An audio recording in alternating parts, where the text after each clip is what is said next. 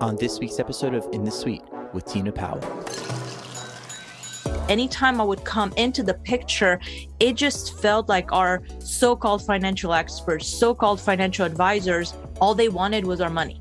All they wanted was to know that they can invest. And for me, investing in financial products, yes, it has its place for sure, but I wasn't a believer that that was the end all to be all. Everything that we do is focused on, do we know that the value that we promise to our clients can be delivered?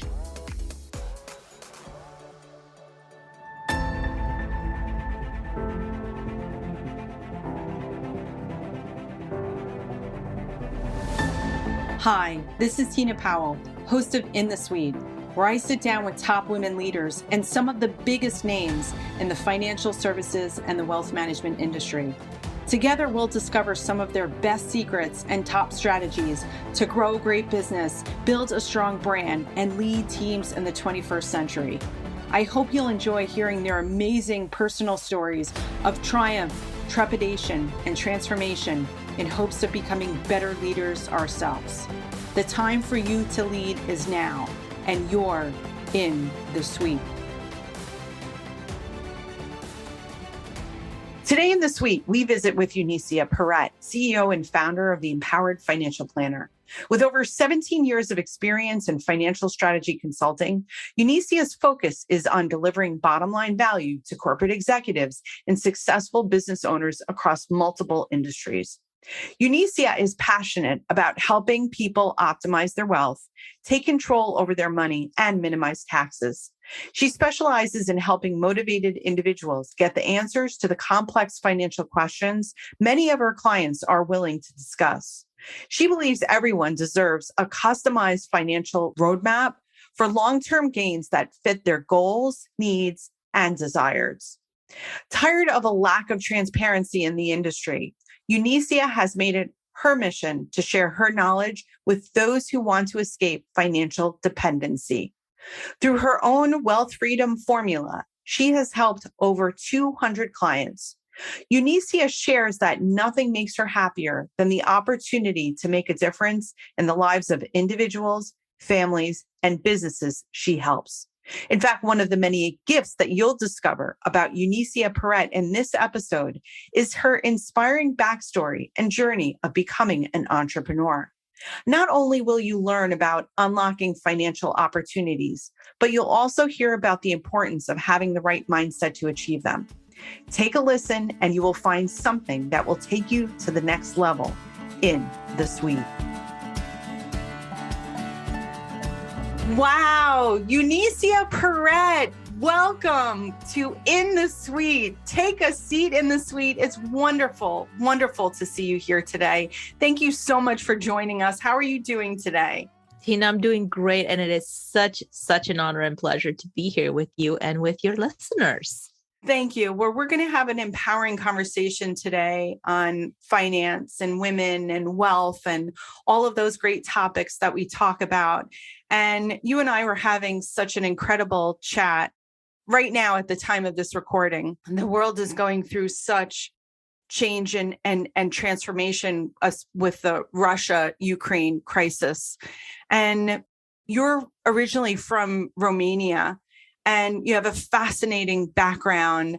And we were talking about whether or not it's appropriate that I ask you how you're doing and how your family, if your clients, I feel that you bring such a unique perspective. So number one, I want to just check in with you and your family and make sure that you're doing okay. We're doing okay. Thank you for that, Tina. I will tell you that as adults, we probably deal with it a little bit differently. And in case our listeners are wondering, what did we talk about before the show? I was sharing with you about just last night when our son we were doing what we normally do at night and just each reading our own book. And he kind of paused and he said, "Mommy, guess what?" And I said, "What?" He said, "I didn't realize that Ukraine is right on the border with Romania." And you could just tell there's so much like pain in his voice. And then he paused and he said, "Well, what happens if the Russians end up crossing the border into Romania? What's going to happen with our friends and our family?" And it was hard because I had to take a step back. How do you tell an 8-year-old child that it's going to be okay when it's clear that it's not? I remember it was during the revolution in Romania, when the communism was overthrown, there was talk about troops coming to our city. And I remember I was probably right around 6, 7 years old at the time. And I asked my father, I said, so if they come to the city, I'm sure they're going to have guns and tanks and all that. What happens if we just duck under the bed? Will that be okay? Is that going to save us? And I just will never forget the look on my father's face saying, absolutely, where there's nothing's going to happen and everything's going to be fine. And here I am foreshadowing so many years later, having almost the same conversation with my son. And then it progressed to where we normally pray together before we go to bed as a family. And he wanted to take the lead into prayer. And it was all about the protection of Romania and of friends. And my daughter said, well, what about the people of Ukraine? And he said, well, I feel for them too, but I don't know anybody there. So I hope they're okay, but I really want to make sure that everybody in Romania is okay. And it's hard. I think that it's a rough time for everybody. And we have to especially be attentive to our children, because those questions that are in their little minds, if we don't address them in a way that makes them feel comfortable, they'll live to have those big questions and fears throughout their entire lifetime. It's such a difficult conversation to have. But again, I commend you as a parent. And that when we were having that conversation, the first thing I thought about are how many parents right now are wrestling with that same issue and knowing how to bridge that conversation. And I just love this. I love this framework.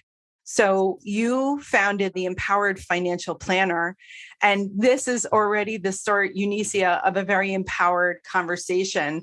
So you've started your firm back in 2018. Can you talk a little bit about what the Empowered Financial Planner is?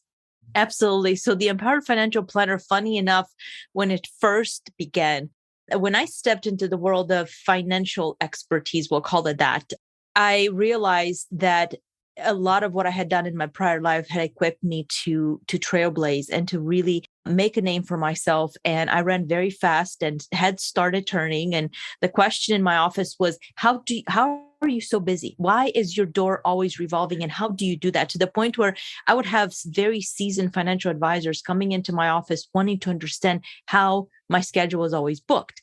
And so I thought at the very onset that it would be such a great idea to get out there and teach other financial advisors my secrets and what I was doing to stay so busy. It wasn't until one of my mentors heard about my mission and heard about the passion that was there behind why I was doing what I was doing and why my clients were so in love with our approaches and our philosophies and everything else, that just as a disclaimer, he used to trade on Wall Street. And he said, Eunicia, the financial services industry is such a crooked industry. And frankly, I don't trust anybody. I don't trust the jargon. I don't trust the people in it. But you have this unique thing where this is not about the industry. This is not about the money. For you, it's about the value that you deliver to the clients. Why would you give that away to financial advisors who, not all of them, but many of them are walking this crooked line, right? Why would you do that when the reality is that clients need what you do? You need to help more people that need your services, not individuals that could potentially take what you do so well out of context to the point where it's about the numbers for them, to where for you, it's about the value. And so because of that, oftentimes people ask me, so Empowered Financial Planner, you want me to come work with you so that I can learn how to manage my money? Is that what this is all about? And the answer is no. But the idea is we have to be empowered in anything that we do. And so because of that, we ended up just veering with or steering to maintaining and keeping the name, because actually it starts a lot of really good conversations as to why and how come we came up with it the way that we did. So are you working now more on the B2C side with your own clients than working with financial advisors? How does the business look today in 2022? Oh, very different. As a matter of fact, it was after that conversation where, because of my strategy consulting background, any one particular question could spin 10,000 different solutions in my head. And so when I sat down and I really thought about the question that was posed to me, I thought that is so true. And so the challenge that I was presented with was changing that approach of what I was set out to do to really giving back to the client. So now we work on the B2C side, but we also do B2B, not to financial advisors. We do B2B with small businesses that are looking to optimize their financials, right? Whether it be through the financial vehicles or through the solutions that they provide their employees. But more importantly, when it comes to tax optimization and when it comes to how do we think about what succession planning will look like? It's very important for companies to understand that, and owners to understand that if they don't plan things accordingly and correctly, their business is not going to be valued as much. We also can't put all of our eggs in that business basket. So how do we maximize the value of the business, but at the same time, maximize our own personal bottom line? Because we work so hard. They work so hard for those businesses. So we kind of straddled the line there. And the reason we're able to do that is because we have such amazing network of strategic partners that are experts in specific things that our clients need. And we do a great job of being the quarterback for our clients across those discussion tables. Hey, listeners, are you looking for actionable advice and motivation to get you through your day? Follow us on In the Suite Pod on Instagram. This week, we feature 9 questions to develop a growth mindset and the Eisenhower Matrix, which is a system to help you get stuff done and prioritize your work. Boss Business Academy said this is so helpful. Yes, delegation can definitely help us get more done. So follow us at In the Suite Pod.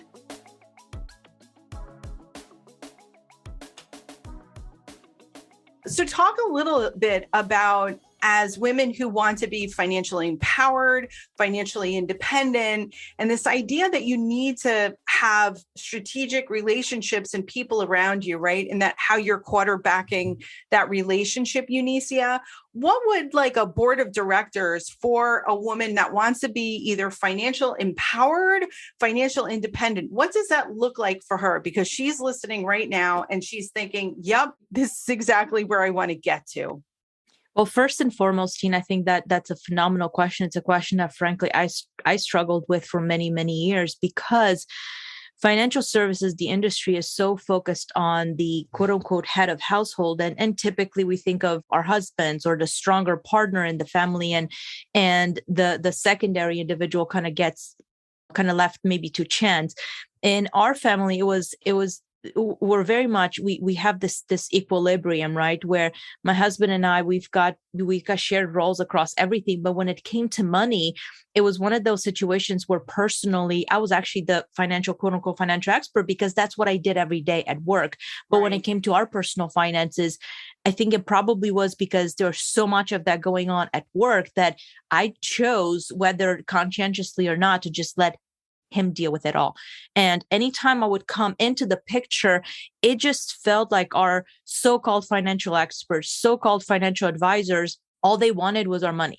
All they wanted was to know that they can invest. And for me, investing in financial products, yes, it has its place for sure, but I wasn't a believer that was the end all to be all. I love real estate. I love so many other different types of invest vehicles in our portfolio that when we had those conversations, it felt off. It felt like we were being sold. And so I went to my husband and I said, we have got to change this. I need people that I have very strong spidey senses to being sold. And I don't like that one little bit. And so I put it on my husband. I said, you need to find someone. So coming back to what does the woman in the boardroom need to know? They need to know that they don't have to be on their own. They need to know that they don't have to be afraid. They need to know that they do have options. But in order to get to those options, they have to be in a position where they can honestly put the busyness aside for just a moment to say, I'll do it next month. I'll do it next year. And just say, I need to have that conversation now. Because what happens is when you have that strategic team on your side, Once that strategic team is in place, now you can rest. Now you can take a pause and just have more of those check-ins. But until that team is together and that those individuals are truly gelling for your bottom line and their strategies are working together for your bottom line, money is being left to chance. So I know we're busy. I know you're busy if you're out there, but the reality is you owe it to yourself. This is your money. You work hard for it. Don't just let it blow in the wind or leave money on the table simply because we're too busy, simply because we don't know where to start, simply because we're afraid to ask questions. It's okay to ask questions. The more questions that you ask, the more resources will come to your aid, the more options you will find are available, et cetera, et cetera. So good. There are a couple of things that I just want to take a pause because I want to make sure that these points are hit here. A couple of things that you said, and that I noticed to be absolutely true as working in the industry since 2006. And that is that women make excuses, and not in a bad way, not that they're trying to deflect the financial obligation, but indeed that, hey, my kid's got to get to soccer, my kid's got to get here, and I've got a teacher conference meeting over here. Working with a great financial professional will actually be nimble and flexible to your situation as a woman. And all you need to do is to voice and to speak up and say, hey, to your husband, to your partner, to your same-sex partner, right? Relationships, to your domestic partner, whoever that is in your household. You might be taking care of an elder parent as well, saying, I need to be there for that conversation. And these are the hours that I'm available. Even if you think that you don't understand it, working with a great financial professional will help steward you through that process, which is what I love what you're doing. Because as I look at your own situation, Eunicia, you are photographed on your website with 2 beautiful kids and a husband. And so your life is busy too. And I love it that you can relate to the very women that we're trying to help, is just saying, hey, make it a point to be there. Tell everybody that you want to be there, and then they will work around you. Absolutely. And the other thing, Tina, you said something that triggers something that we actually do with our clients. We work with a lot of physicians, and physicians are not only exceptionally busy, but many of them are feeling so much burnout right now. And oftentimes they feel, they honestly, genuinely feel like they've been taken advantage of, because the financial services industry knows that there is a lot of money in those households. And so they're like, how do we've got all these people that have been referred over to us, and it feels weird and we don't know where to start. But one big issue that we see is that because they're so busy, oftentimes it's hard to say, I need this time during this part of the day so that I can jump on a call. And so one of the things that we've done is to say, listen, here's our availability. If this availability does not fit, and it's so hard for you to make times meet, right, based on our mutual availability, let us know what is possible.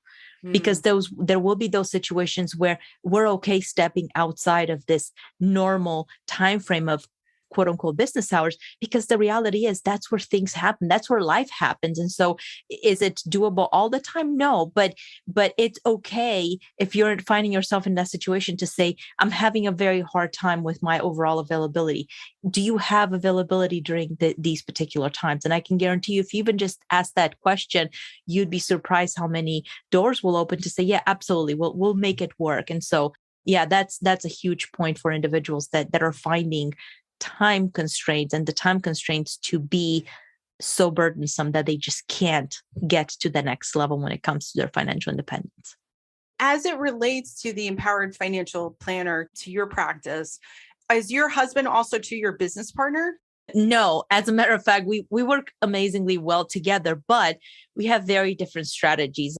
I grew up through in corporate America. He veered off into becoming a business owner fairly early on in his career. And his whole model was, I just want to do things the way that I do them. And he takes his time, whereas I'm more of a trailblazer, right? If something is in my head and I don't act on it, it becomes lingering, and it becomes something that becomes a burden almost. So then I know that if it's there and it's come up a couple of times, I just have to take action. So because I move faster, I would say, we've identified that we can have strategic conversations, but to a point. And so my husband's area of specialty is real estate, everything real estate, which is part of the reason why I'm a very strong believer in real estate as well. But as far as our businesses are concerned, no, we're very, very separate on that front. That's fun. Well, you said a magic keyword there, and that is action. And that I had to actually tackle that because you have a guide, you have a call to action about this 5-step guide to avoiding financial failure. And I know that the last couple of years, the pandemic, and good for you if you were in real estate, that market, wow, really shut up. It's amazing to see how different asset classes performed at different parts of the pandemic. But every single person, and my own curiosity, yes, we all want to avoid financial failure. And the fact that you have tips, I also know that you make this resource available on your website. So if we could be able to discuss it right now, that would be fantastic, because I know you're going to have a lot of great tips for our audience, which is the reason why you're here and the reason why they tuned into this podcast. Absolutely. So as far as the financial pitfalls, one of the things that I learned in working with clients is that it's not all about the numbers. Sometimes it's about those soft things that we don't really think about. And so when I started writing this, it's a fairly short white paper. So I would strongly encourage you to go in and check it out. You can find it at www.empoweredfinancialplanner.com/pitfalls. And I'm sure that Tina is going to put it in the podcast notes as well. Go ahead and check it out. But when we're thinking about it, it kind of covers those 5 areas that I started seeing as big pitfalls. And in many cases, think of them as blind spots. Again, they're softer around the edges, but they have so much more meaning because oftentimes we just leave them to the side. Specifically, the first one is to not box yourself in. The second one is trusting false preconceived notions, not understanding your options, conforming to the norm, and not taking action. So let's go through those just a little bit and talk about each one of them individually. Of course, go ahead and read it for yourself, because you can take notes and you can kind of apply it to your own situation. But when it comes to boxing yourself in, we see too many individuals that literally will put themselves in a specific category. I'll give you an example because we talked about physicians. Oftentimes, there'll be business owners, there'll be partners in their practices. And something that comes up over and over and over and over again is, I want to minimize my taxes. I'm feeling the burden. I'm in the highest tax bracket. I pay too much. I keep too little, but I want to make sure that I do my fair share. And oftentimes, this is where my husband comes into play. We sat and we kind of looked kind of the trajectory, right? If we look at the history behind some of the physician families, either they came from, there are physicians in their families, or they somehow were able to leverage the social system to their benefit. And that's amazing. And because of that, oftentimes it's this notion of, but we have to give back. My philosophy is we have to give back. But what is it that is at stake for us? So when we're boxing ourselves in is this idea of how do we start thinking outside of that box? Because otherwise we're leaving money on the table, and it's not money that should be there. It's money that we're leaving there because we don't know what we don't know outside of that box. The other thing is this notion of trusting false preconceived notions. Once again, we have this idea that in order to make money, for example, we need to assume a lot of risk. That's not always the case, right? In order to make money, we have to be in the market. That is not always the case. And the reason for that is because we kind of tend to think with an industry in mind. Financial services, naturally, you're going to be in financial products. But what if, again, going to thinking outside of the box, what if that person feels better in dealing with non-traditional financial vehicles? What then? So again, if we just think about what can and cannot be done, should or should not be done, we're going back to the being boxed in and acting within this small environment. The other thing is not understanding our options. This goes back to a point that I made earlier. And as you'll see, a lot of those, they're not MECE for those of you that geek out on acronyms, but they're very much interrelated. And so they stand on their own, but they're also very much interconnected.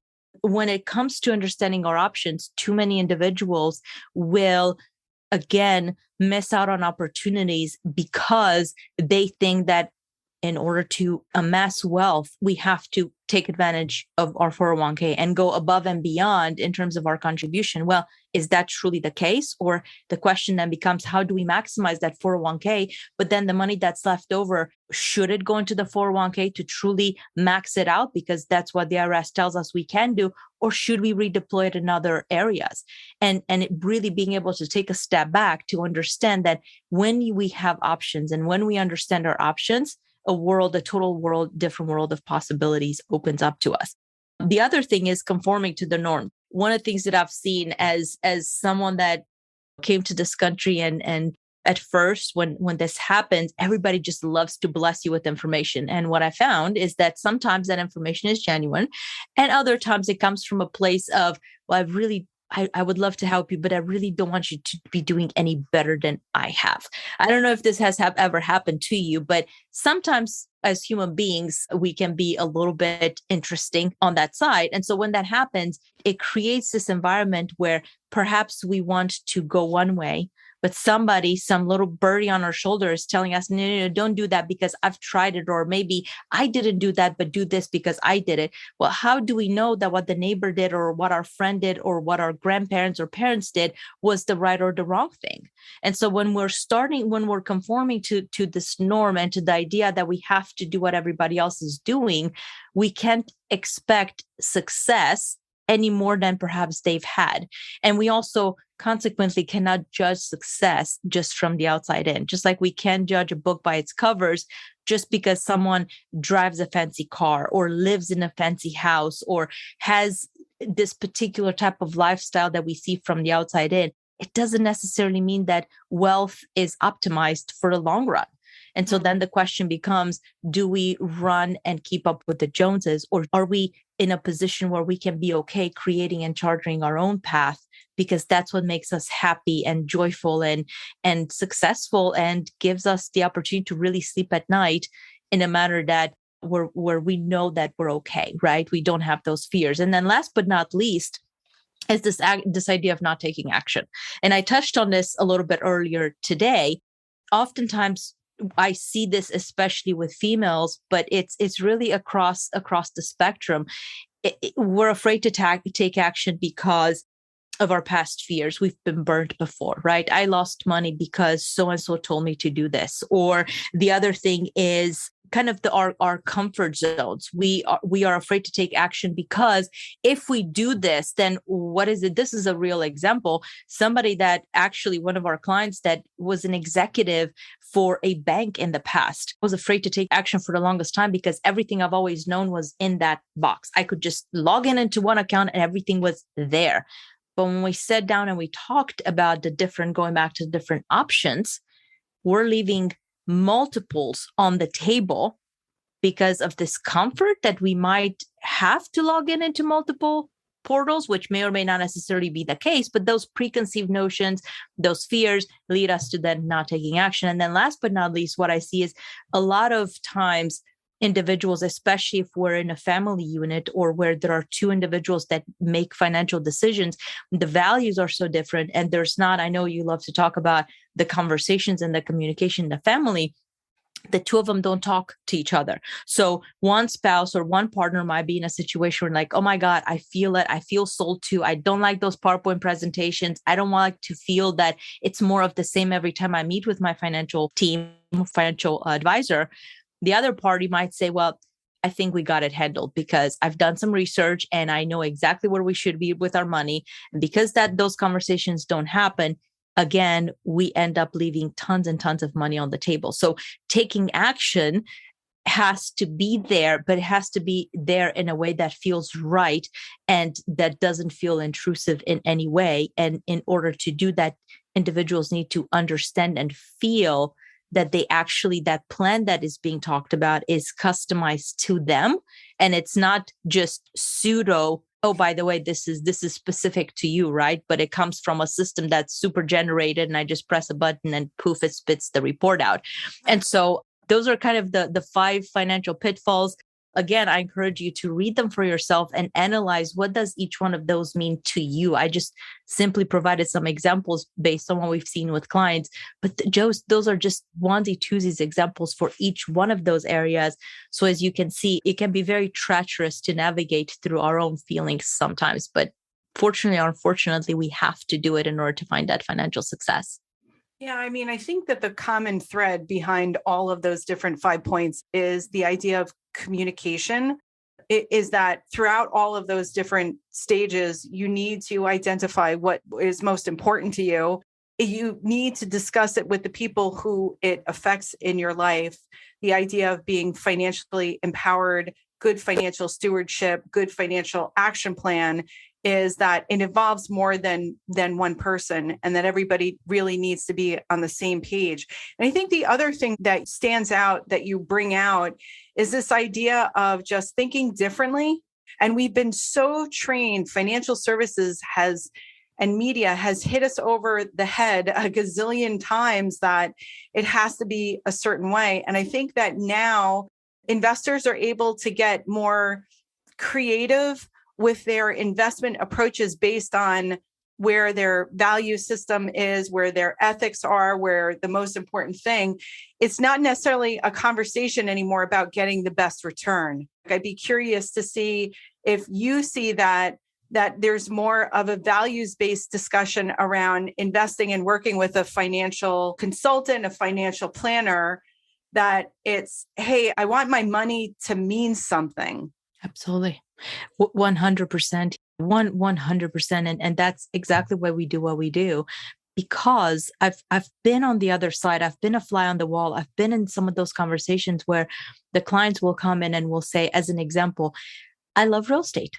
I want to buy multifamily housing. And the financial advisor on the other side of the table would say, well, let's think about that. Here are all the reasons. And it's just this long laundry list of reasons why, if you want to do real estate, why don't we think about real estate ETFs? Or, right, let's look at REITs. Let's look at different things like that. And again, that particular individual, they like to feel the brick and mortar because maybe they've never had it in their family, or maybe they've had it in their family and that's what they resonate with. So a big aha to clients that come to work with us as let's call ourselves financial consultants. Leave the financial advisor out. As a matter of fact, I tell my clients, I am the non-financial advisor. And they look at me and they're like, what? And the whole idea is, it's not just about financial products. If clients want to have just financial products, we have the experts that's what they do every single day. But what about the individuals that come in and they almost feel embarrassed and I have a real estate portfolio, with almost a question at the end? It's like, wonderful, let's talk about it, because you have just, if nothing else, tax savings galore, right? And they look at me and they're like, well, but historically, it was not something that it was embraced. Well, it shouldn't be what was historically or what is or isn't embraced by the industry. And it kind of drives back to something that you said, is having that financial consultant on your side. Too many individuals are asking the question of, and how do you charge for your services? And what are your minimums? Why is it that people are we've been programmed to ask these questions instead of asking the question of, how can I increase value to my bottom line by working with an expert team? Because an expert team does not come in the office of one financial advisor, or even sometimes in a family office where we do everything under the sun and we're jacks of all trades of masters of none. Right? We've had clients that will come to us and say, well, I got a call from a CPA who also does financial advisory. I'm like, right, let's decipher that business model. We do CPA and tax preparation services for a small fee, because then we see money on assets under management, right? A bulk of the money comes in from the money that's actually managed. And when the clients start to really understand how those models work, now they're more willing to embrace dynamic and different ways of thinking about how do we truly maximize wealth, financial vehicles or not. And so, yes, very strong believer in, and we need to be embracing the traditional and the non-traditional, because that's what makes people tick. That's what makes them feel comfortable and enjoy their life and enjoy their family and feel like whatever it is that they're fighting for is tangible to them. And one thing that's tangible to a person may not feel tangible to the other and vice versa. And that's why it's important for folks to know where they are and what makes them at peace overall.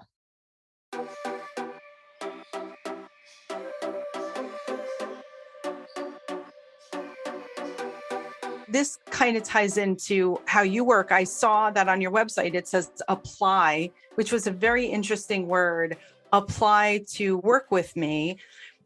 I want to understand that. Is there ever a time that you actually tell people, I'm sorry, you're not the right fit? Should we be more apt to do that in our own businesses? Absolutely. And 100%. And it's not because of setting any one individual or family or business aside. It's really everything that we do is focused on, do we know that the value that we promise to our clients can be delivered? Because at the end of the day, there's no way for us to promise, well, you'll get this much return, or you'll get that much, or you'll realize this or that. For us, it's, do we have the mindset? Is the client open-minded enough to understand that, hey, if historically I thought that the 401k was the end all to be all, and now my world is about to just completely bust open, right? My views are going to expand exponentially. Are they able to handle that? Because if they're not, then we don't want clients that we know are going to be so close-minded that they cannot realize the benefits. And I'll be honest with you, the reason it's structured the way that it is because a while back, I took a client that came to us, and it was the whole typical, we've lost money before, we got into the wrong products, we don't trust the financial services industry, can't stand to have another financial advisor, don't want to talk about my personal and financial life, et cetera, et cetera, et cetera. And so because they saw the value, they came on board, and the husband was absolutely brilliant. And he was asking all the right questions, but the spouse, his wife, was actually a mathematician. And everything that we discussed, it just felt like the resistance was increasing with every single conversation that passed by. And the way that we work with our clients is very strategic, and it's focused on a specific methodology so that it doesn't feel overwhelming, but at the same time that we maximize our time together and really the benefit to the client. And it just felt like with this particular family, the resistance from the wife was increasing with every single call, because the husband would say, okay, so I heard what you said, and I went back and I thought about this, and here's what I'm thinking of, and here are my questions for how we're going to leave money to our daughters. And she would say, well, no, we can't do that because, and then he would come and he would say, well, based on where we're at in life, I'm afraid that maybe we might not run out of money, but our lifestyle is going to have to change when we reach retirement, because I don't see any other way out. And so we looked at ways to maximize that income in retirement. We looked at ways to make sure they don't run out of money. We looked at ways to make sure that their lifestyle isn't going to change. And they were so plausible. And we were on calls and we're looking at numbers and everything else. And the wife would say things such as, this is too good to be true. No, we can't do this because it's too good to be true. And so those are the kinds of individuals that the money may be there. They may be financially in a position where they can absolutely benefit from what we have to offer. But if the mindset isn't there, it's not worth putting them through that ringer, through that emotional strain, because they're still not going to end up wanting to change their perspectives and their philosophy. So that's the mindset is one big criteria that we have when we work with our clients. And you also offer a UFE masterclass.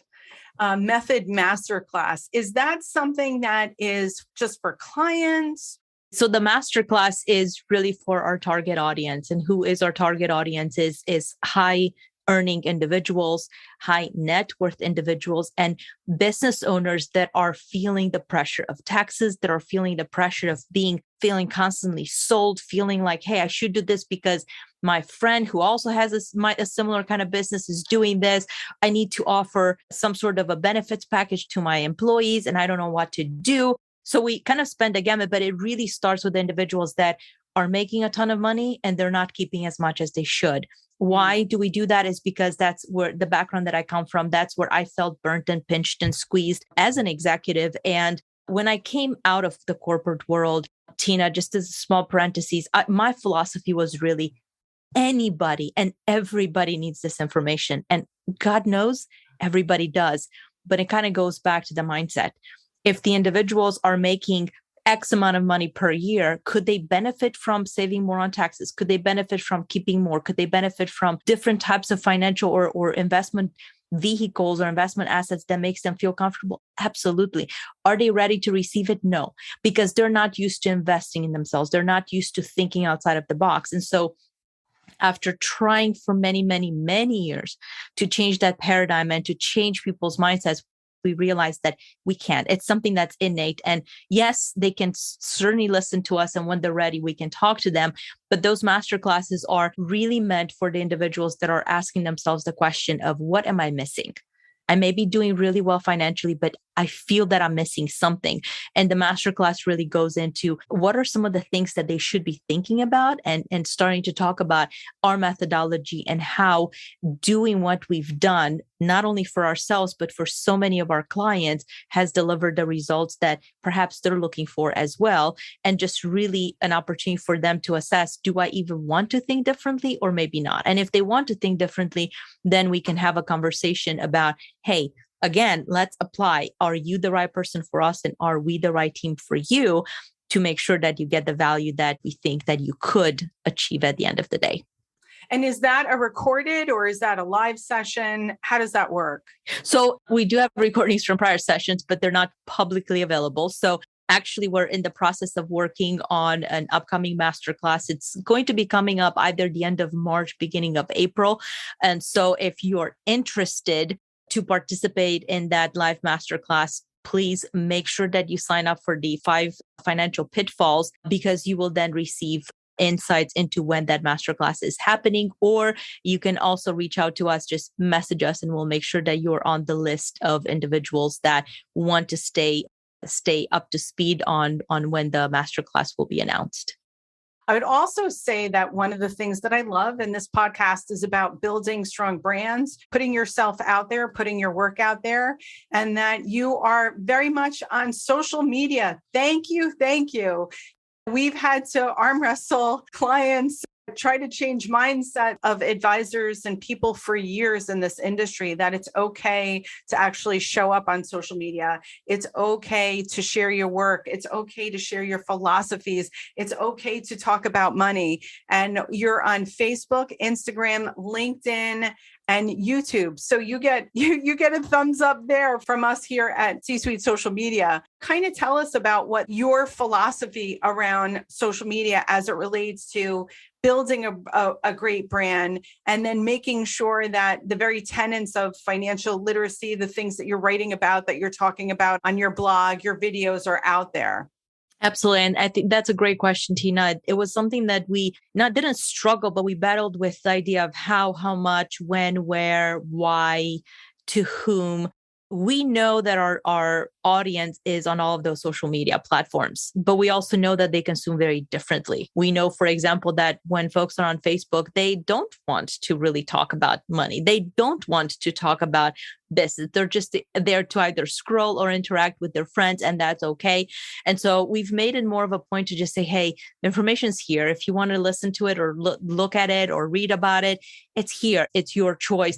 But we've also made a very conscientious effort to, as with social media, it can be a time stealer, right? Too many individuals spend hours and hours and hours on social media, and it's a very slippery slope. So we've had to make this strategic decision as to exactly how we engage and how we interact, because this is not about just creating social media friends. This is about adding value to the people that want the information. And then as the information resonates with them, if it does, then they reach out to us and say, hey, I've heard, I've seen, can you tell me more about it? And we have a conversation. So that's been our philosophy, and it's worked well, specifically because people feel that the information is polarized, right? If you go on and just on the search engines, you can search about X, Y, Z, and you're going to get more of the same, but it's very hard to pull it all together. And so we're doing our very best to try to pull it all together in a way that's not overwhelming, specifically when it's on social media, where it should be a little bit more lighthearted.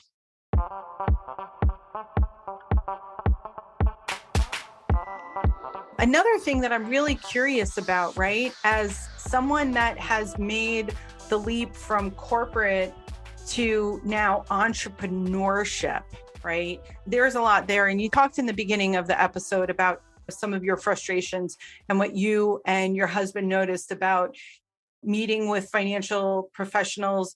Choose your strategic partners wisely. This has been a repetitive theme throughout this podcast. Make sure that you're sitting across the table numerous times and that you can be unapologetically yourself, and that it's about finding the right fit. But what have you seen in terms of going from corporate life as a woman, right, to now being a female entrepreneur?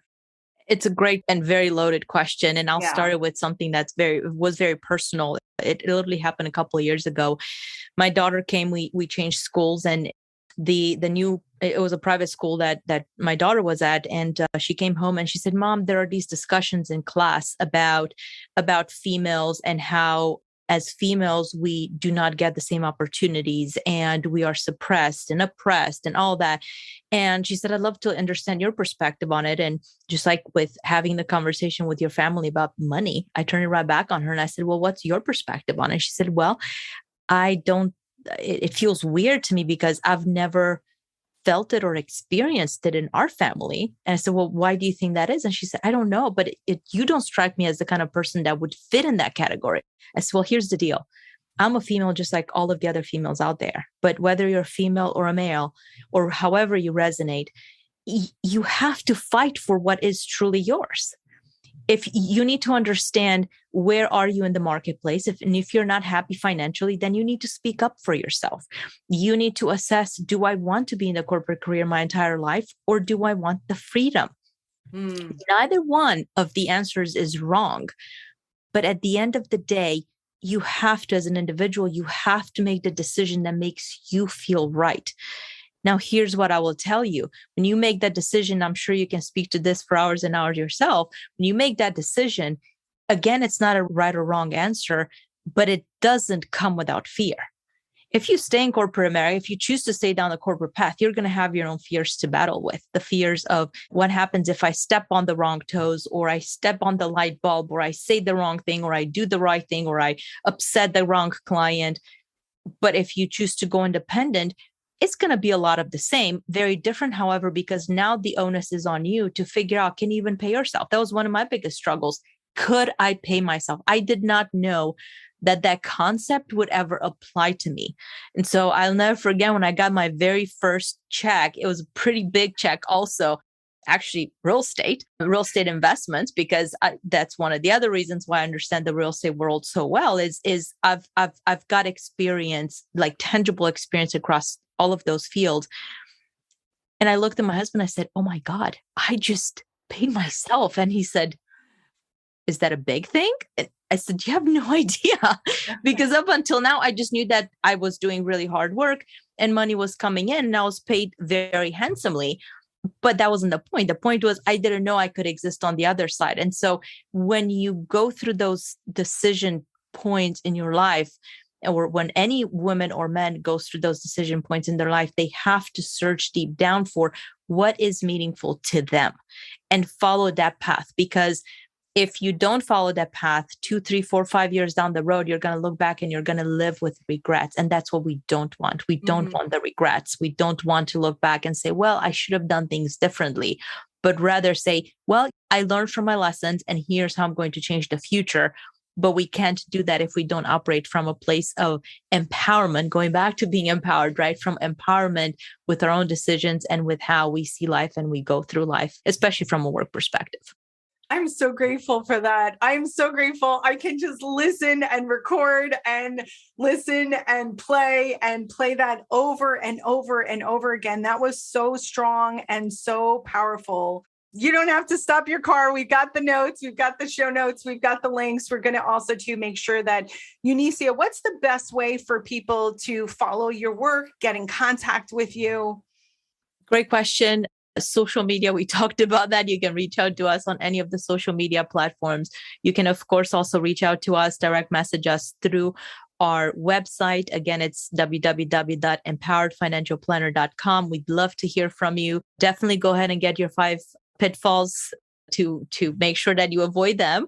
And yeah, just send us a note. We really where I am empowered when I hear from people even saying, hey, I'd love to learn more about this, or what are your thoughts on that? Because otherwise everybody's kind of grasping at the straws. What would our audience like to hear more of?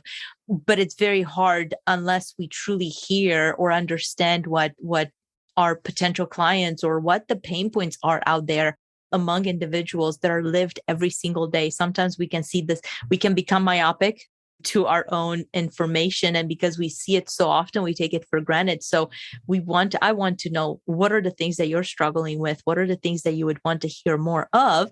And I'm sure Tina would agree to this. If you guys even just message her and say, hey, this was awesome, we want to hear more about A, B, and C, we can come back around and have those conversations and address those specific questions that you might have.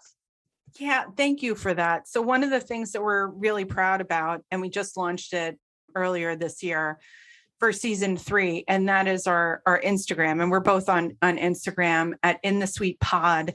And In the Sweet Pod, we're really taking the nuggets, the gold, the gems of these conversations, these interviews, and we're putting them in a different form for social media so that you can literally open the feed and just get empowered and be reminded of a conversation. And you could always DM us on Instagram and let us know, hey, I'd like a little bit more of that. We're starting to dabble into reels. Content creation is really, we're super challenged by content creation too, because we're doing it for our clients more than we're doing it for ourselves. But it's a great way to interact with us. And to your point, Eunicia, get those things, what you want more of, what you want to learn more. I will tell you this again, as both of us being financial professionals, both Eunicia and I. And what I've noticed is that success is a moving target. Your questions are going to be a moving target. Your life situation is going to change over time. It can change on the drop of a dime. You wake up one way and then all of a sudden something happens, good and bad, right? It's not just the bad. Some really amazing things can happen in your life. And the key is always this: who can you trust? Who's on your board of directors?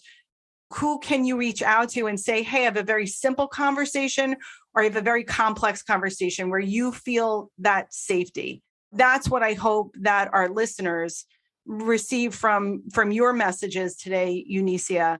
We also have another question that I'm really proud about this year in season 3. And our goals are to increase and be more impactful.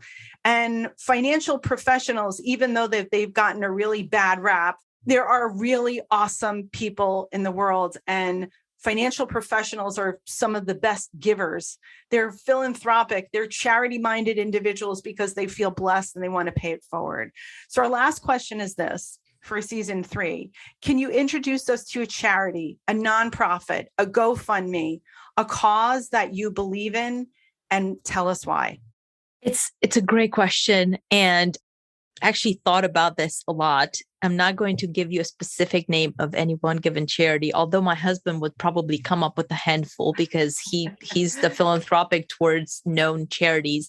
I'm more on the side of growing up. I saw my mom and my parents identifying, and they had these little networks of people that would come back and tell them, hey, by the way, there's a family in such and such city, or there's something happened to this individual and nobody's really helping them.